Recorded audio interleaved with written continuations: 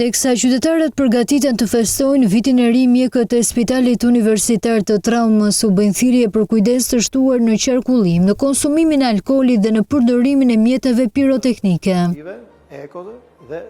Në një video mesazh të publikuar nga Ministria e Shëndetësisë, stafi mjekësor thekson se çdo vit shtohen ndjeshëm numri traumave, aksidenteve rrugore dhe dëmtimeve të rënda të shkaktuara nga fishekzjarret. Shefi i shërbimit të anestezi reanimacionit Ervin Sulaj u bën thirrje qytetarëve për më shumë përgjegjësi gjatë drejtimit të mjeteve.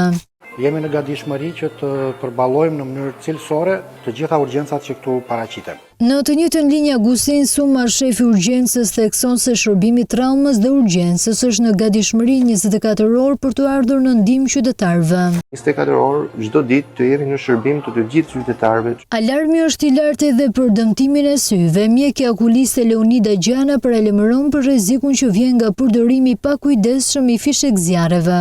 Në kuadrin e festave të fundvitit, meqense me përdorimin e fishekzjarreve të kapsollave, doja të tërhiqja vëmendjen për një sensibilizim, për një përkujdesje ndaj këtyre efekteve. Në këtë kuadër, Ministria e Shëndetësisë dhe Mirëqenies Sociale bën me dije se spitali dhe shërbimi i urgjencës do të jenë në gatishmëri të plotë gjatë ditëve festive, veçanërisht më 31 dhjetor dhe 1 dhe 2 janar.